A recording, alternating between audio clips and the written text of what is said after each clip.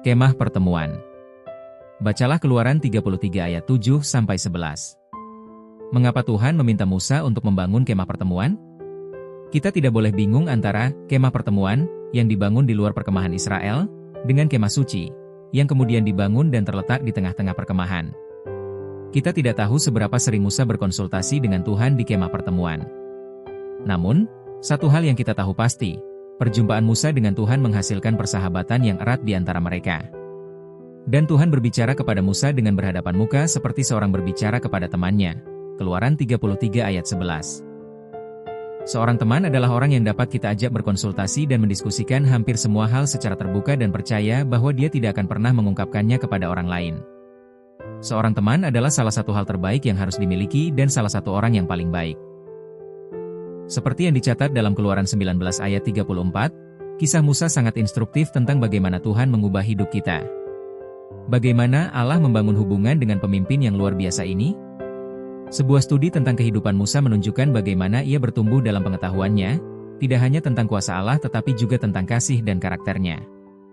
Ini adalah komponen yang sangat penting dalam memiliki hubungan dengan Allah.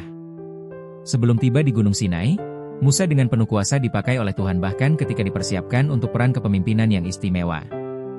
Di tanah Midian, ketika sedang menggembalakan domba, Tuhan mengilhaminya untuk menulis 2 kitab, Ayub dan Kejadian. Kemudian, dalam peristiwa dramatis semak yang menyala, ia dipanggil oleh Tuhan untuk memimpin bangsa Israel keluar dari Mesir. Dia melihat kekalahan dewa-dewa Mesir dan tentara Mesir yang perkasa di Laut Merah. Dia mengamati selama beberapa pekan bagaimana Tuhan memimpin bangsa Israel dari Mesir ke Sinai. Setelah pengalaman itu membuat wajahnya bersinar, ia memimpin Israel selama 39 tahun, sampai ke perbatasan Tanah Perjanjian. Pesan Alkitab menyatakan bahwa Musa adalah hamba Allah yang setia, Ulangan 34 ayat 5, dan Yosua 1 ayat 1, terang yang tak bercela di tengah kegelapan, seorang nabi teladan yang menjadi tolok ukur bagi orang lain, Ulangan 18 ayat 15, dan ayat 18. Dia adalah seorang agen perubahan, meskipun orang-orang tidak selalu mengikuti arahan dan kata-katanya. Ketika mereka mengikuti, mereka menjadi makmur. Kita dapat belajar dari Musa, karena kisah hidupnya yang luar biasa menunjukkan kepada kita apa yang dapat Tuhan lakukan ketika kita membiarkan Dia mengubah kita.